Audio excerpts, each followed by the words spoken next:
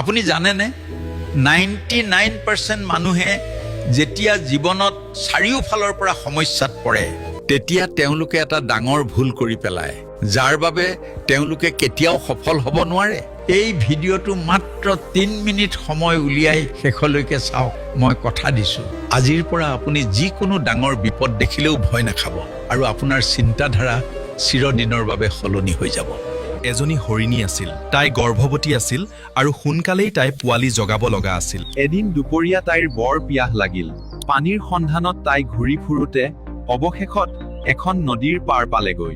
নদীখন দেখি তাইৰ বৰ আনন্দ লাগিল, কিন্তু যেই তাই পানী খাবলৈ মূৰটো দুৱালে তাইৰ সোঁফালে এজন চিকাৰীয়ে তাইলৈ লক্ষ্য কৰি ধনুকাৰ জুজুৱাই থকা দেখিলে। ভয়তে তাই বাওঁফালে চকু ফুৰালে, কিন্তু তাতো এটা ভয়ানক সিংহ জোপ লৈ আছিল যিটোৱে তাইক খাবলৈ সাজু হৈ আছিল।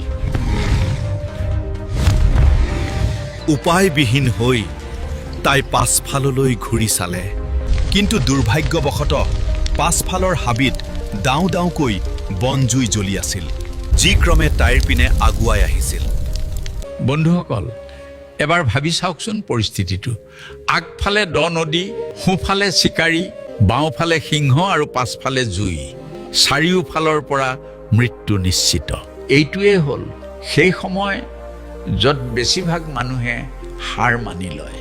হৰিণীজনীৰ হাতত পলাবলৈ কোনো ৰাস্তা নাছিল।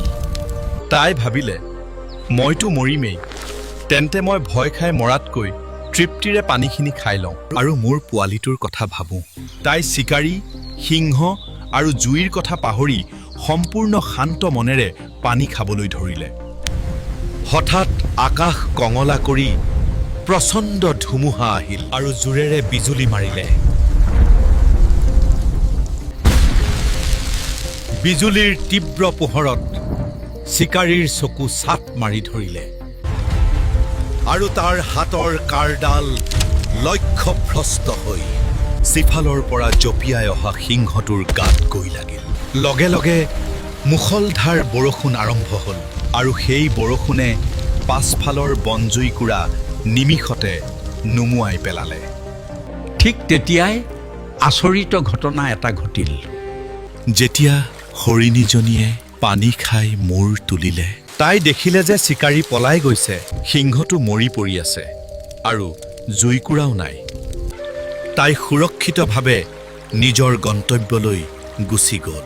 বন্ধুসকল, এই হৰিণীজনীৰ কাহিনীয়ে আমাক এটাই শিক্ষা দিয়ক। আমাৰ জীৱনতো কেতিয়াবা চাৰিওফালৰ পৰা সমস্যা আহে, কিন্তু সেই সময়ত আমি কিহৰ ওপৰত গুৰুত্ব দিওঁ সেয়া আমাৰ হাতত থাকে। হৰিণীজনীয়ে যদি চিকাৰী বা সিংহলৈ চাই ভয়ত দৌৰিলেহেঁতেন তাইৰ মৃত্যু নিশ্চিত আছিল।